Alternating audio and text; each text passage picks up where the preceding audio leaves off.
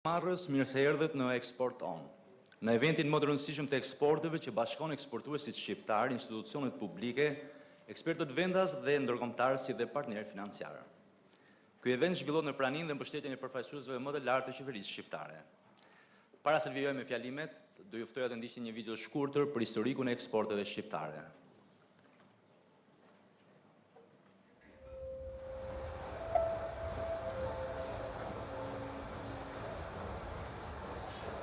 Çdo histori eksporti nis nga një vend dhe historia jonë nis këtu, në Shqipëri. Në tokën që prodhon, në njerëzit që krijojnë, në dëshirën për të lidhur me botën. Eksportet e para shqiptare u nisën me produkte të thjeshta, bujqësi, plegtori, minerale. Ato udhëtuan drejt Italisë, Greqisë dhe Europës, si një shenjë parë se Shqipëria kishte potencial përtej kufive të saj. Për shumë vite, kjo lidhje u ndërpre. Tregtia vazhdoi, por pas zgjedhje, pa konkurrencë, pa identitet. Produktet dilnin jashtë, por historia e tyre mbetej brenda. Me hapjen e tregjeve, Shqipëria u rikthye, këtë herë me sipërmarrës, me fabrika që u ndërtuan nga e para, me biznese që mësuan të punojnë sipas standardeve ndërkombëtare. Tekstilet dhe këpucët shqiptare hynë në tregjet europiane. Mineralet, energjia dhe prodhimet bujqësore nisën të gjejnë vendin e tyre. Italia u bë partner kryesor, më pas Gjermania, Spanja, rajoni dhe më gjerë. Sot, eksportet shqiptare janë histori njerëzish, janë SME që janë pjesë e zinxhirëve europian të vlerës, janë ferma që eksportojnë cilësi dhe origjinë, janë kompani që nuk eksportojnë më vetëm mallra, por besueshmëri. Mbi 70% e eksporteve shqiptare shkojnë drejt Bashkimit Evropian, sepse Shqipëria është afër, sepse është fleksibël, sepse di të përshtatet. Në këtë rrugtim, AIDA është partneri që lidh Shqipërinë me tregjet ndërkombëtare, duke mbështetur eksportuesit shqiptar, duke hapur dyer në tregjet e reja, duke promovuar produktin Made in Albania. Por ambicia jonë shkon mëtej, nga nën kontraktimi, drejt krijimit, nga lënda e parë, drejt vlerës së shtuar, nga anonimiteti, drejt markave shqiptare që njihen dhe besohen. E ardhmja e eksporteve shqiptare është në agropërpunim, industri, shërbime dhe teknologji, në produkte që mbajnë me krenari origjinën e tyre. Nga Shqipëria drejt tregjeve të botës, ne nuk eksportojmë vetëm produkte, ne eksportojmë potencial, dhe kjo histori sa po ka filluar.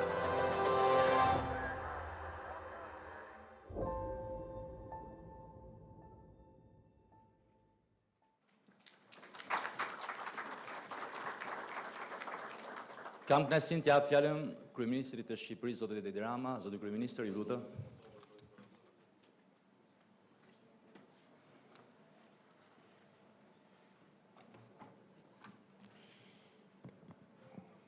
Përshëndetje gjithëve, mora fjalën në fillim ndryshe nga agenda, për shkak se nuk mund të qëndroj gjatë, por nga ana tjetër nuk mund të rija dot pa ardhur në këtë aktivitet ku për vetë rëndësinë që ka tema e eksporteve janë të pranishëm edhe Ministria e Ekonomisë, Ministri i Bujqësisë, shikoj zonës Ministrën e Ekonomisë po ashtu, edhe të tjerë, ndërkohë që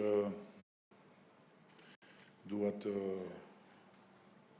shfrytëzoj këtë moment për të theksuar domosdoshmërinë që të gjitha kompanitë tona, të cilat janë në një proces transformimit vazhdueshëm për vetë ambicien që kanë për të rritur, është domosdoshme që me patjetër të mbajnë syt edhe nga çfarë i pret në një të ardhme jo shumë të largët, kur Shqipëria do të jetë anëtare e Bashkimit Evropian, pasi Bashkimi Evropian është një hapësirë mundësisht jashtëzakonshme, por është edhe një prag sfida është jashtëzakonshme.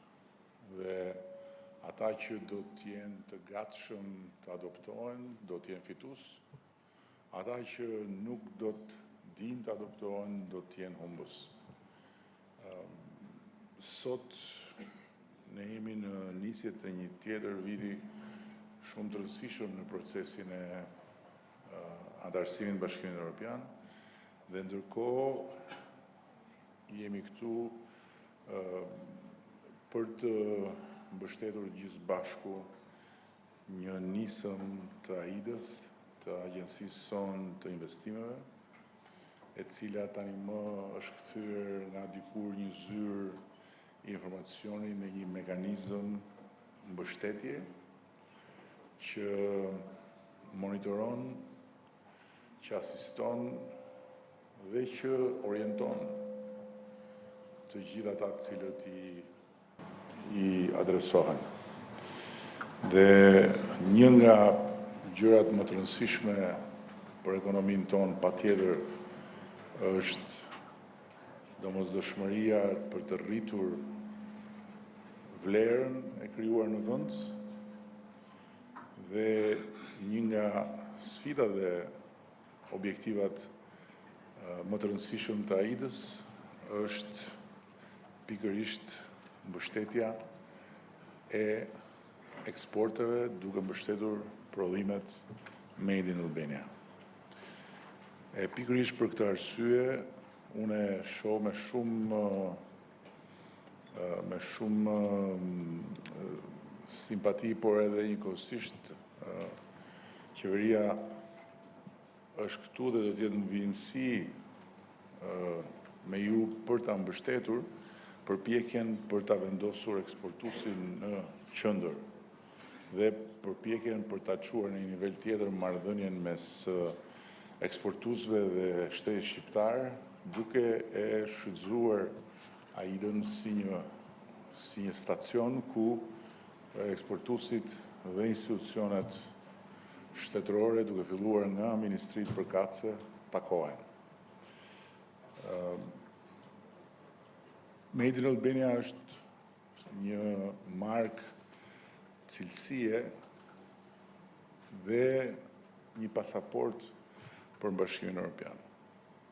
E për këtë arsye, ne do të mbështesim fuqimisht dhe gjithmonë më shumë të gjithë ata që do të synojnë marrjen e kësaj pasaporte, ose më saktë gjithë ata që do të synojnë të japin vetes të pasaportë, duke hequr dorë nga ideja se konkurenca me çmim të ulët mund t'i çojë larg, dhe duke u fokusuar tek konkurenca me standarde të larta, me standarde të certifikuara nga Bashkimi Evropian, për të krijuar më shumë vlerë dhe për të synuar fitim përmes vlerës krijuar në cilësi dhe jo sasisë për të kapur një vlerë të caktuar.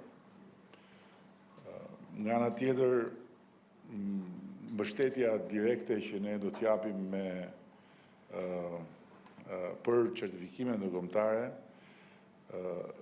është diçka që ne e shohim si një investim strategjik të shtetit, jo thjesht për t'i kursyer biznesit disa lek, por për ta ndihmuar biznesin që të futet më shpejt në tregun e përbashkët evropian.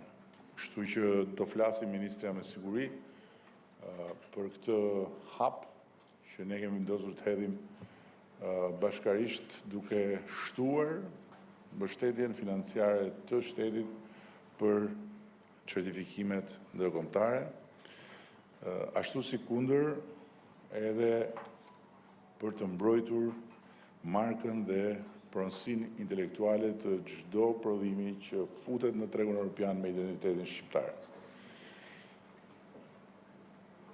Pash këtu disa miq të punës përbashkët që prej kohësh janë angazhuar në sektorin e manufakturës, dhe më vjen shumë mirë që tranzicioni i pashmangshëm nga fasoneria e thjesht tek cikli i mbyllur me dizajnin, me tekstilet, me përpunimin e drurit dhe kështu me radhë, na ka dhënë një provë shumë qartë që kush nuk pret që vazhdimësia e sipërmarrjes t'i garantohet nga oksigjeni i shtetit, por i beson inovacionit dhe vetë transformimit fiton. Kush pret që në të kundër të erës imponuar nga transformimi të vazhdoj të rri aty ku është mësuar dhe aty ku ka qëndruar, duke u mbajtur me oksigjen nga shteti, është thjesht dhe vetëm duke shtyr në agoni ditën e fundit. Dhe besojmë shumë tek manufaktura, besojmë shumë tek gjithë ata që po ecin në rrugën e transformimit dhe të krijimit vlerës shtuar, dhe për të krijuar më shumë vlerë shtuar përmes manufakturës do të bëjmë më shumë në mbështetje të sipërmarrjeve që do të përqafojnë sfidën e transformimit. Po ashtu, agropërpunimi është diçka që e kemi vendosur në krye të, ose më saktë në prioritetet e listës sonë të punëve, dhe sa më shumë të tërheqim nga kanali i eksporteve lëndën e parë, dhe sa më shumë të fusim në kanalin e eksporteve lëndë të parë të përpunuar në vend, aq më shumë do të mbajmë vlerë të shtuar brenda kufive tanë. Faza kur baza kryesore e eksporteve ishte nxjerrja jashtë e lëndës parë, është një fazë që duhet ta konsiderojmë për të tejkaluar.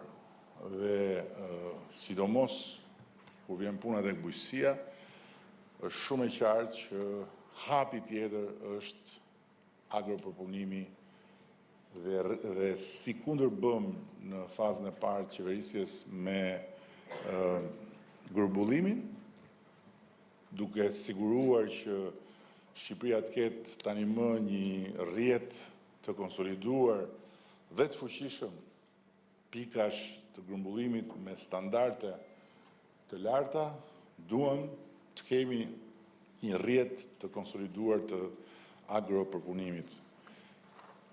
Sigurisht që një nga çështjet që janë adresuar me përmirësime të ndjeshme, por jo tërësisht nxjerr jashtë tryezës ku sipërmarrja ka trashëtuar problemet, është çështja e barierave dhe logjistikës.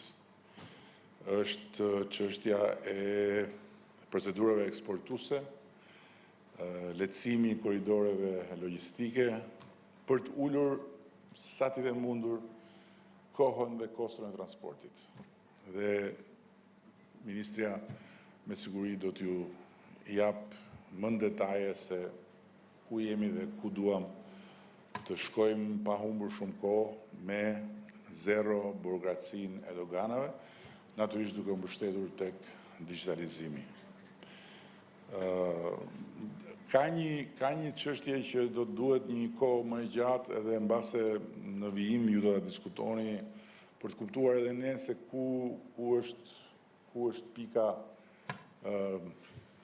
e dobët, pasi kemi vendosur instrumenta të ri financiar posaçërisht për ndërmarrjet eksportuese, duke ulur riskun e tyre përballë bankave tregtare, dhe gjithsesi absorbimi, thithja e këtyre fondeve është shumë e ullët krahasimisht me çfarë ne do donim të ishte. Kështu që qoftë për linjën e kreditimit të Bankës Shqipërisë, qoftë për çfarë do të filloj të bëj Banka e Re e Zhvillimit, është shumë e rëndësishme që të kuptojmë eksaktësisht për jush se ku është pika e dobët dhe si ta adresojmë në mënyrë që këto instrumenta të jenë sa më të arritshëm nga ju dhe që ne të mund të fusim në dispozicionin tuaj sa më shumë fonde. Linja e kreditit e Bankës Shqipërisë është në thonjza pa limit, po në fakt është konkretisht pa limit, po të kemi parasysh se sa larg jemi ne nga thithja edhe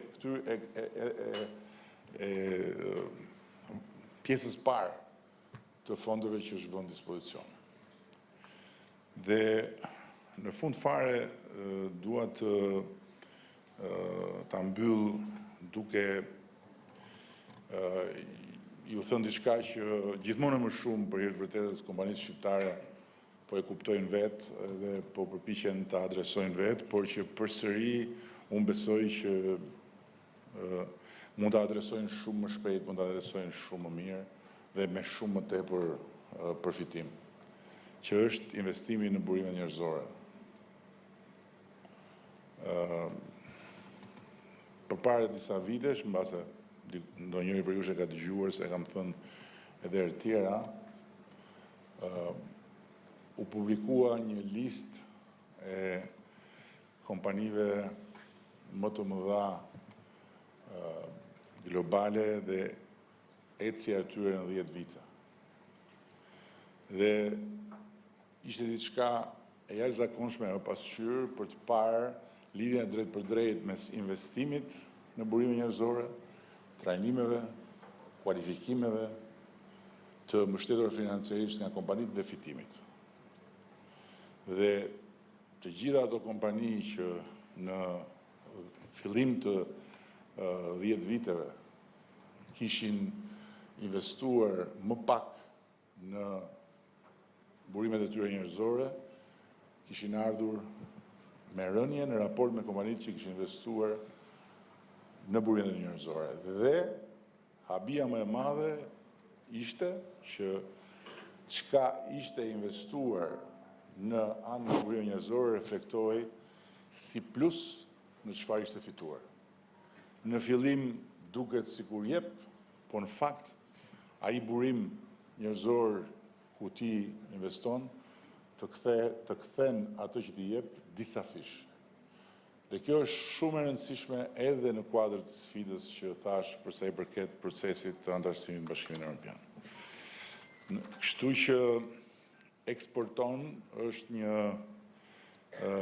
platformë e cila prezantohet para jush sot, por që njëkohësisht do të merret me matjen e indikatorëve që do të vinë nga realiteti i punës suaj të përditshme dhe që çdo vit do të nxjerrë edhe raportin e vet për se si kanë lëvizur volumet eksportuese, një raport që do t'i vlej qeverisë për të adresuar nga ana e vet nevojat, do t'ju vlej dhe juve për të kuptuar se ku dhe si lëviz eksporti. Shumë faleminderit për durimin. Ndjes që megjithëse nuk e bëra këtu premtimin, po asnjëherë kur unë premtoj të flas shkurt nuk e mbaj dot premtimin, kështu që shpresoj që të mos ishte e mërzitshme. Edhe jam i bindur që ministrat që do flasin më pas bashku me drejtoren e AIDës do të plotësojnë gjitha ato boshllëgje që unë lash në fjalën time, ndërkohë që dëshiroj ta falenderoj përpara jush drejtoren e AIDës për punën e jashtëzakonshme dhe me rezultat që ka bërë dhe po bën, dhe uroj që të vazhdoj kështu dhe ta çoj më para këtë transformim të AIDës, duke bërë gjithmonë më shumë AIDën një instrument në duart tuaja. Shumë faleminderit.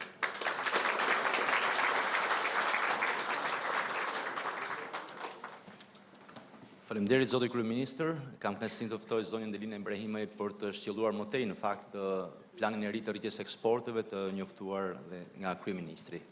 Zonja ministre.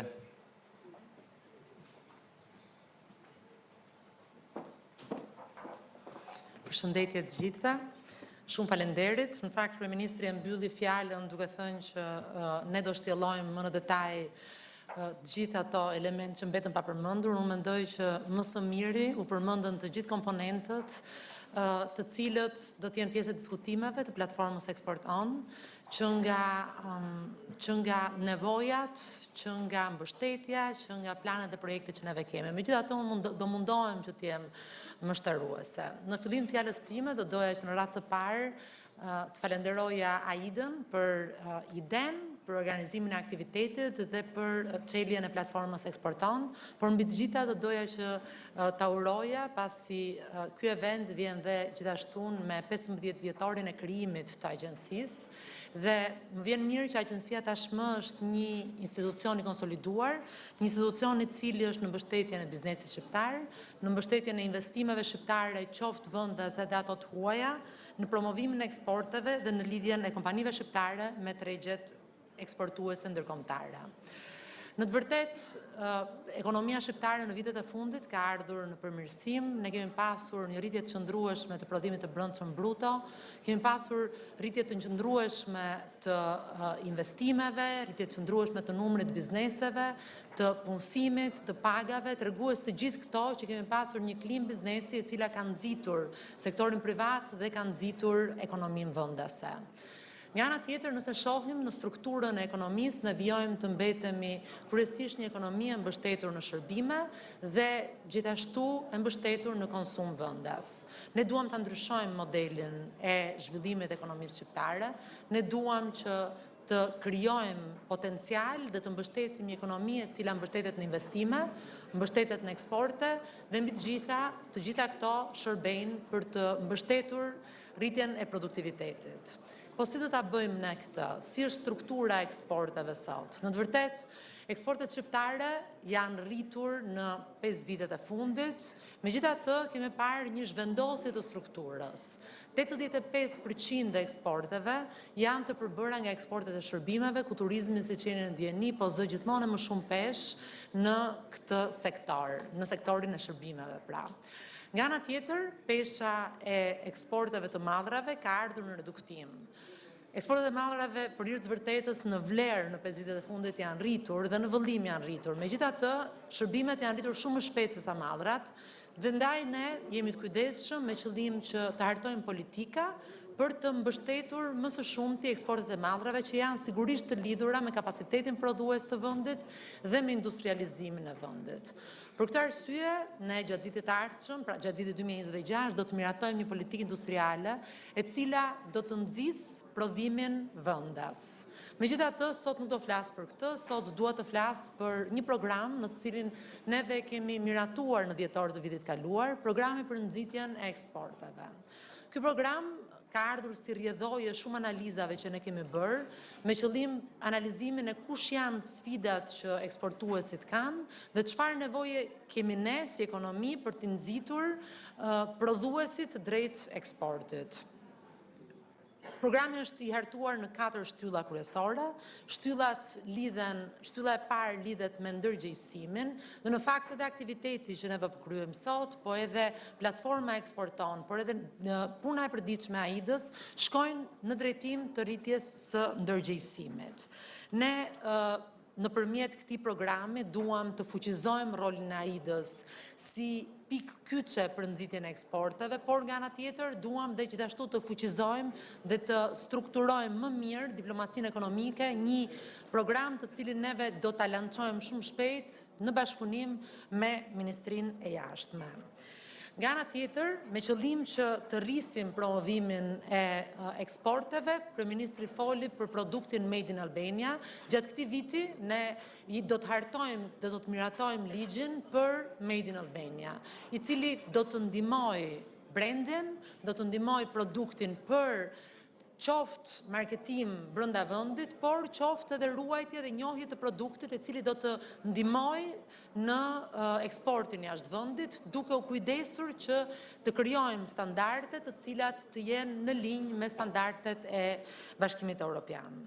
Komponenti dytë lidhet me thjeshtimin dhe digitalizimin e procedurave. Kryeministri e përmendi, ne kemi pasur që në krye të herës një vizion për digitalizimin e të gjitha procedurave dhe në fakt për disa vitesh tashmë jemi duke punuar me një projekt të Bankës Botërore që lidhet me lehtësimin dhe thjeshtësimin e tregtisë, kryesisht të lidhur me pikat kufitare dhe me doganat shqiptare. Shumë shpejt ne do të çelim dritaren e vetme unike, e cila do të shërbejë për të gjithë eksportuesit në mënyrë që të gjithë operatorët që punojnë, operatorët shtetërorë që punojnë në pikat kufitare, të kenë një dritare të vetme unike dhe bizneset të drejtojnë dritares së vetme unike, pa pasur nevojë që ato të shkojnë nga institucioni në institucion me qëllim zbatimin e procedurave doganore.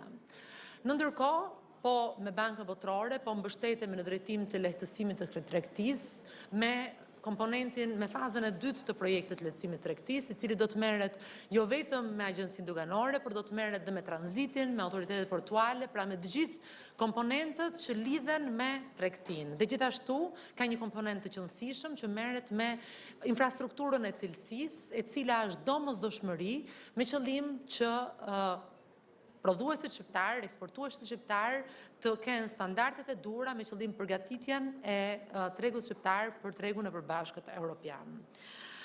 Komponenti tretë lidhet me harmonizimin e standardeve të tregut të përbashkët evropian. Më parë, unë kam folur dhe në vijim brenda 3 mujorit të parë të vitit, ne do të lançojmë programin kombëtar për mbështetjen e biznesit për integrimin evropian. Është një program i cili ju prek të gjithëve ju sigurisht, është një program i cili prek të gjithë bizneset shqiptare, por sigurisht peshë të madhe kanë bizneset eksportuese. Programi do të jetë me disa shtylla gjithashtu, do të merremi me ndërgjegjësim, me informim, me rritje të kapaciteteve, por gjithashtu një komponent i rëndësishëm do të jetë edhe financimi i kompanive me qëllim arritjen e standardeve dhe nxitjen e eksporteve. Si do të bëhet financimi, dhe këtu vim tek shtylla e fundit dhe e katërt e programit që neve tashmë kemi miratuar për nxitjen e eksporteve, do të bëhet nëpërmjet instrumentave të ndryshëm. Banka e Zhvillimit është një prej instrumentave e cili ne kemi miratuar ligjin vitin e kaluar dhe do ta operacionalizojmë. Brenda ligjit të Bankës së Zhvillimit ka një element të qartë që lidhet me eksportuesit, jo vetëm me financimin e modernizimit të industrisë shqiptare, por Banka e Zhvillimit do të shërbejë dhe si agjenci eksporti në drejtim të sigurimit të eksporteve, një instrument i cili është i rëndësishëm me qëllim uljen e kostove dhe uljen e riskut të eksportuesve, dhe siç e dini ju fort mirë, është një pjesë e madhe e kostos që lidhet me eksportin, me transportin, dhe financimi i eksportit në drejtim të mbulimit të këtyre kostove do të jetë një pikë e cila do të mbështes eksportet. Nga ana tjetër ka shumë instrumenta të Bashkimit Evropian, të cilat ende nuk janë të shfrytzuara, të cilat do të duhet të shfrytëzohen. Dhe nëpërmjet fuqizimit të Bankës së Zhvillimit, ne do të kemi akses në të gjithë programet e Bashkimit Evropian që shërbejnë për nxitjen e prodhimit vendas, nxitjen e eksporteve, arritjen e standardeve, arritjen e rritjes së afrimit dhe të aksesit të brendit Made in Albania në të gjithë tregjet europiane. Po e bëjmë këtë me tregjet europiane, siç po e bëjmë me tregjet e Ballkanit Perëndimor, si një hap i parë drejt aksesit në tregun e përbashkët europian. Të gjitha këto janë nisma iniciativa që shërbejnë në fuqizimin e biznesit shqiptar. Megjithatë, instrumenta të cilat nxisin dialogun, instrumenta të cilat ne na shërbejnë për të marrë informacion për problemet reale që çdo biznes ka, për problemet reale që çdo fushë eksporti ka, në drejtim të përballimit të sfidave të tregut shqiptar, po dhe të tregut të përbashkët evropian në të ardhmen, është një ndihmes në hartimin e politikave. Ne jemi këtu me qëllim që të dëgjojmë, me qëllim që të garantojmë që shqetësimet tuaja dëgjohen dhe që shqetësimet tuaja përkthehen në politika nxitëse dhe mbështetëse. Do të jemi këtu në vijim nëpërmjet AID-s, nëpërmjet gjithë strukturave të Ministrisë Ekonomisë dhe Inovacionit, me qëllim që të ngrëmë grupet e përshtatshme të punës, që të kuptojmë ku qëndron problemi dhe që të mundohemi ta zgjidhim atë. Brenda analizës që neve gjatë këtij viti do të kryejmë për eksportet, për produktin Made in Albania, do të kujdesemi gjithashtu që të bëjmë një analizë të thelluar të gjitha tarifave që ekzistojnë në vend, pasi patjetër që janë të rëndësishme me qëllim nxitjen e prodhimit vendas, përveç tarifave, barierave jo tarifore, të cilat unë e përmenda më parë dhe u përmendën dhe nga kryeministri. Besoj fort që ky vit është një vit i cili duhet na gjejë të angazhuar të gjithë bashkë me qëllim që informacioni që ne do të marrim dhe informacioni që do të përpunojmë të vinë në shërbim tuaj dhe të gjitha politikat që ne do duhet të ndryshojmë me qëllim antarësimin në Bashkimin Evropian, të mos jenë politika të cilat dëmtojnë tregun shqiptar, po të jenë politika të cilat të gjithë bizneseve shqiptare i hapin një perspektivë të re, një treg të ri dhe biznesi shqiptar të jetë sa më konkurrues në tregun e përbashkët evropian. Shumë faleminderit Laura për organizimin e këtij eventi dhe uroj që të kemi një vit sa më të suksesshëm gjithë së bashku.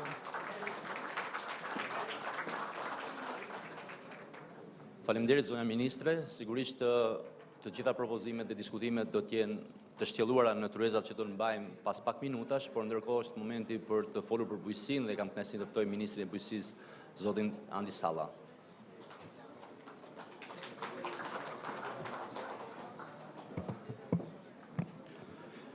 Përshëndetje gjithëve, përshëndetje Aida për këtë takim, cili është një takim ku bëm bashk bizneset dhe të gjithë ata që eksportojnë, sidomos në bujqësi dhe agropërpunim, ku potenciali është më i madh, por edhe standardet janë më kërkuese se kurrë. Eksporton vendos tryezë të vetme politikat e eksportit, financimit, standardet, promocionin dhe pagesat reale të sektorit privat. Sot eksporti nuk është thjesht shitje jashtë vendit, është besueshmëri, certifikim dhe me gjitha një garanci për konsumatorin. Raporti i eksportit sot ka arritur 1:3, krahasuar me raportin 1:7 në 10 vite më parë.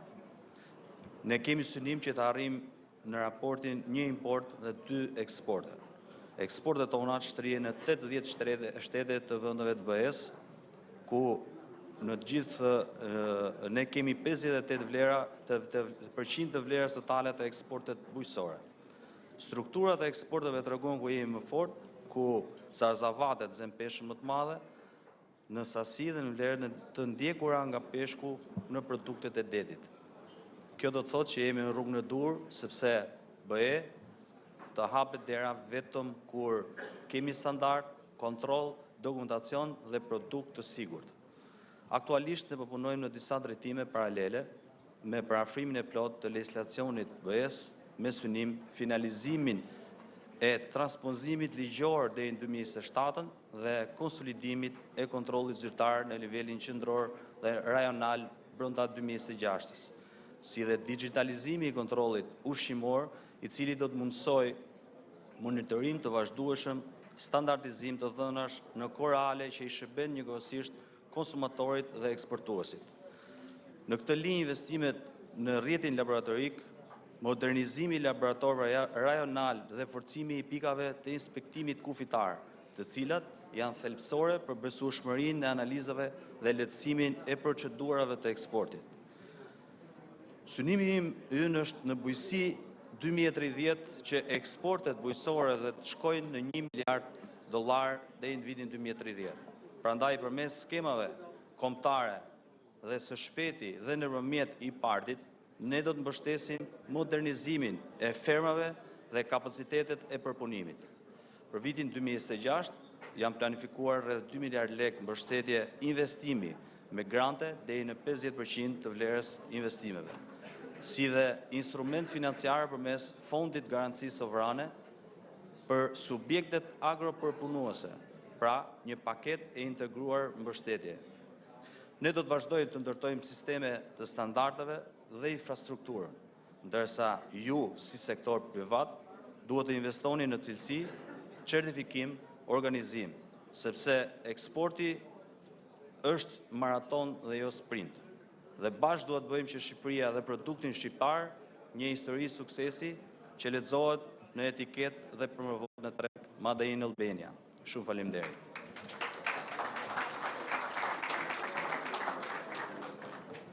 Faleminderit zoti ministër, duke qenë se po jepet një sër informacionesh të rëndësishme, do kërkoja të mbajmë pak qetësi, sepse mendoj që do mund të mësojmë më shumë nëse mbajmë pak qetësi. Faleminderit shumë. Ndërkohë do ftoja organizatorën e evendit, zonjën Laura Saro, drejtuese e AIDAS, për fjalën e saj.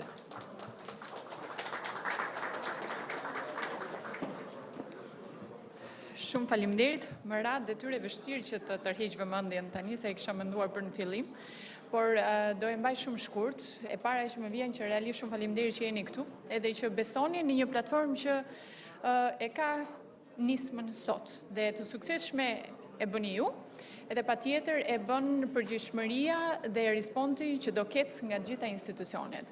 Kështu që u tha shumë çka këtu nga dy ministra dhe nga kryeministri, kështu që mbetet vetëm pa dashur që t'i hymë realisht përmbajtjes dhe qëllimit real të këtij eventi, që është diskutimi dhe tryezat e dialogut. Tryezat e dialogut ku i kemi të gjithë aktorët e ekosistemit përballë njëri tjetrit, siç ju jeni në dieni dhe kemi bërë dhe disa takime paraprake, sot kemi dy tryeza të cilat do organizohen paralelisht, tryezën e manufakturës agropërpunimit dhe kemi të gjithë aktorët institucional dhe jemi aty për të dëgjuar ju. Kështu që ka një ndryshim të madh, besoj gjithë fjalët edhe monologjet i bëm sot dhe e dim shumë mirë që për të rritur GDP-n na duhet zëri juaj, na duhet dialogu midis njëri tjetrit dhe ta shohim njëri tjetrin sy në sy që siç tham ta përmirësojmë edhe ato nisma që ne i kemi qeveritare, ti moderojmë dhe ti përshtasim sipas nevojës dhe problematikave apo jetës për të ecur më përpara. Kështu që pa dashur